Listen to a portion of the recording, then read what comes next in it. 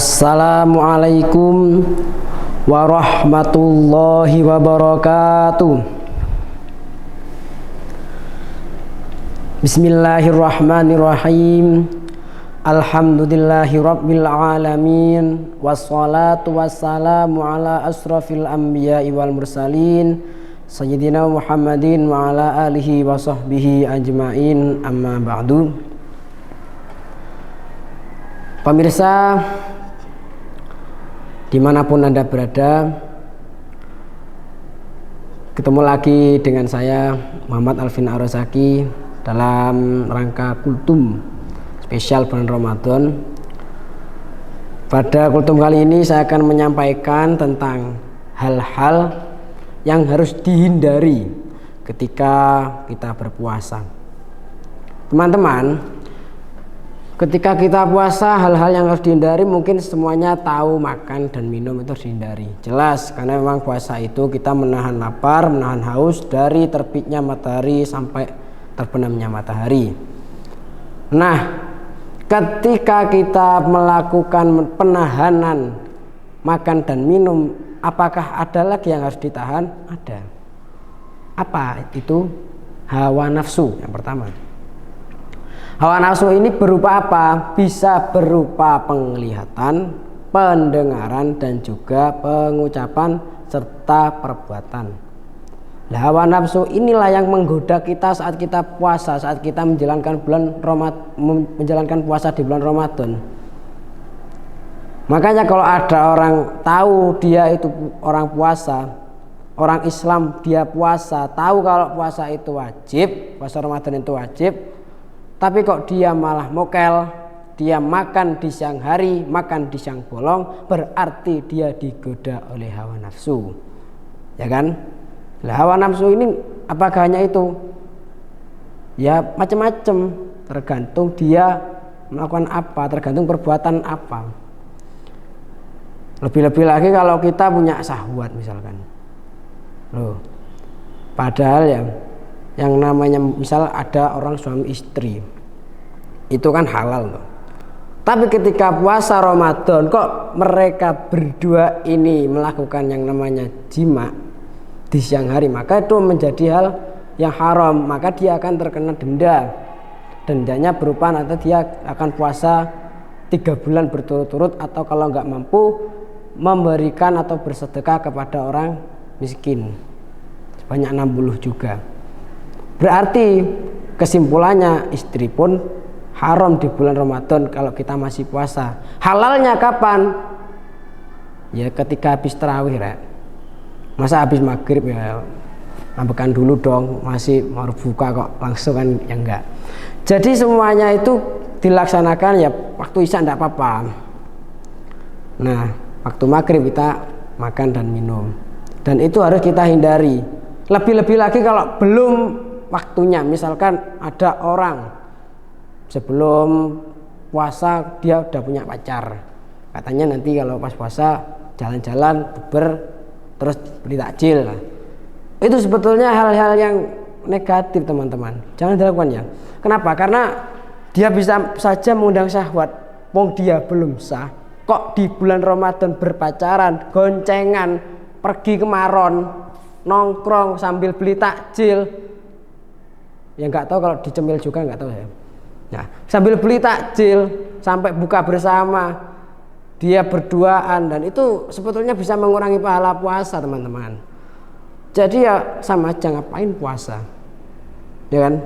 Ya tapi ya jangan seperti itu. Kita kalau betul-betul ingin menjadi orang yang hijrah menjadi orang yang baik, ya kita di bulan Ramadan ini harus hindari itu yang harus dihindari di bulan Ramadan. Nah, berikutnya yang harus dihindari kita emosi kita. Nah, emosi ini juga harus dihindari, teman-teman. Kenapa? Di bulan Ramadan itu kita berlatih menahan emosi. Pahala-pahala akan ditingkatkan, begitu pula dengan dosa. Pahala ditingkatkan, dosa juga ditingkatkan, teman-teman. Jadi bahaya kalau kita emosi di bulan Ramadan, kita ngomong nggak jelas, kita marah-marah nggak jelas kepada teman. Loh, ini menjadi amal kita berkurang, teman-teman, ya kan? Main ML di bulan Ramadan ngepus sampai sore, mulai pagi sampai sore, nanti setelah sholat tarawih ngepus sampai pagi sahur, setelah sahur sholat subuh main lagi, nggak ada ibadah-ibadah yang lain, malah ngepus rank, entah itu game Mobile Legends atau FF atau game-game yang lain.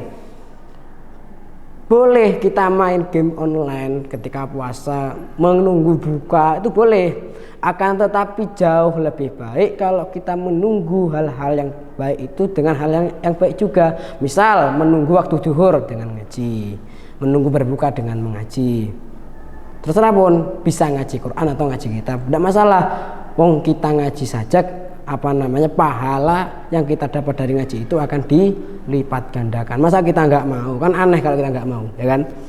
Apalagi nanti malam kita masih tarawih, nah itu pasti akan dilipat gandakan. Dalam satu hari saja di bulan Ramadan, satu hari kita itu bisa panen ladang pahala. Nanti setelah bangun tidur, ambil air wudhu, bukan ambil HP, ambil air wudhu, sholat malam. Setelah itu sahur. Setelah sahur sholat subuh atau sholat sunnah dulu, sholat sunnah subuh, setelah itu sholat subuh, setelah itu sholat duha, sholat qobliyah ba'diyah duhur, sholat qobliyah asar, sholat asar, sholat maghrib, setelah sholat maghrib buka dulu terus itu sholat maghrib, setelah isya, setelah itu tarawih, setelah itu mungkin malamnya darus. Nah itu menjadi panen kita, ladang pahala kita. Maka masa kayak gitu kita nggak mau, ya kan? Masa kita akan menyanyiakan? Itu yang harus kita perhatikan dalam melaksanakan aktivitas kita di bulan Ramadan.